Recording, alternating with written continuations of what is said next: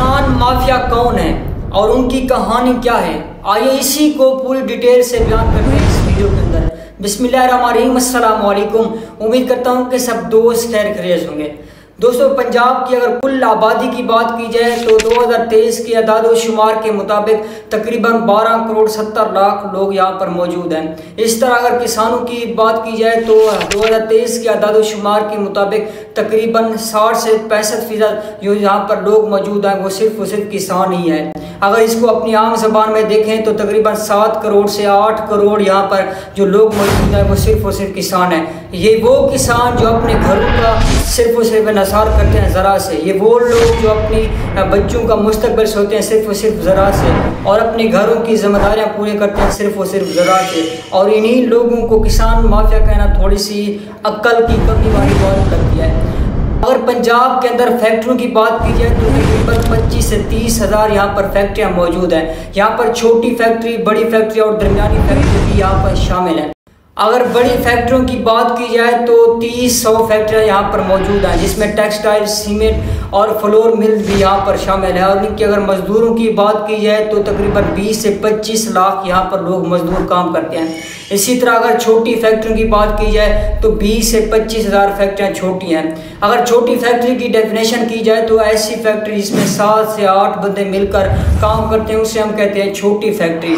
जो पंजाब के अंदर 1 करोड़ से ज़्यादा लोग यहाँ पर काम करते हैं।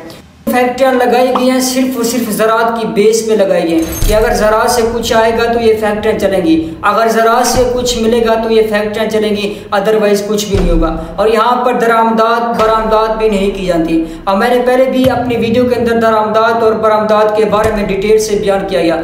आपने वो वीडियो नहीं देखी तो डिस्क्रिप्शन में मैंने लिंक दे दिया है, जिस पे जाके क्लिक कर सकते हैं। अब यहाँ पर देखें, दरामदात और बरामदात वो चीज़ होती है जो मुल्क की सरमायाकारी में अहम किरदार अदा करते हैं। लेकिन यहाँ पर जो कंटेनर रखे जाते हैं वो सिर्फ इसलिए रखे जाते हैं कि किसी का अगर जलूस करना हो यहाँ पर, या किसी के लिए एहतजाज करना हो, या पूरे मुल्क को बंद करना हो तो सिर्फ कंटेनर हमारे इस्तेमाल किए जाते हैं इसीलिए।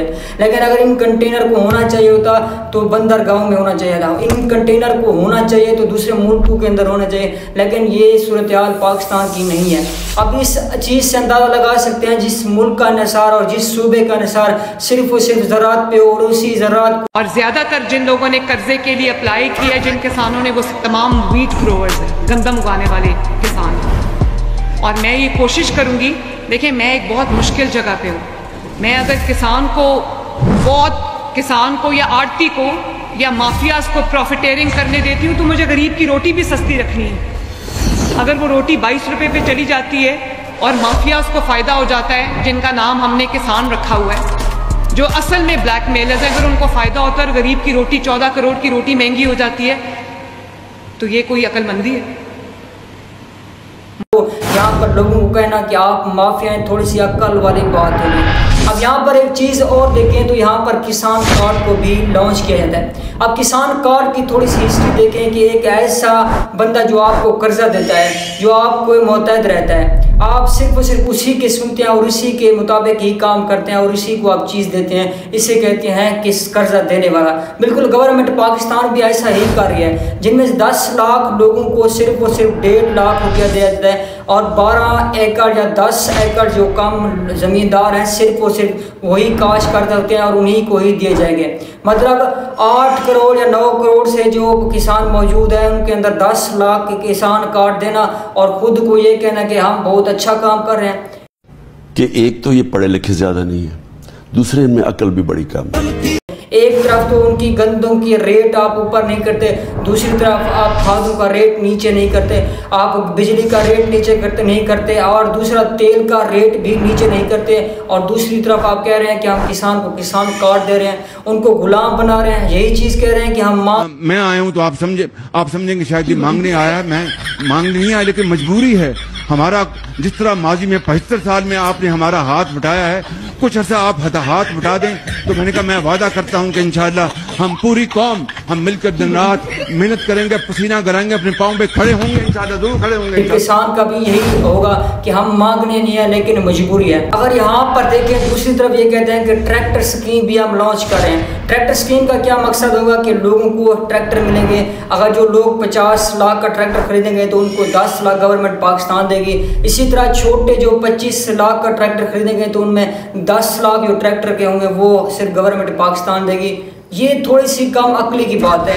एक तरफ तो आप उनको ज़हनी गुलाम बना रहे हैं इसलिए कि आप सिर्फ और सिर्फ हमसे चीज़ खरीदें और हमें ही दें।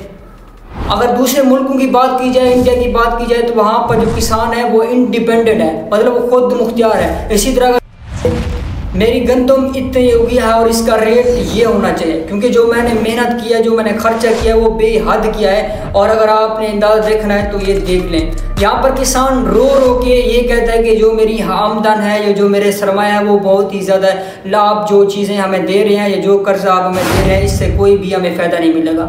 अगर आज की ये वीडियो अच्छी लगे तो किसान माफिया तक ज़रूर पहुँचाएँ, क्योंकि आज किसान माफिया सिर्फ और सिर्फ सोया हुआ है।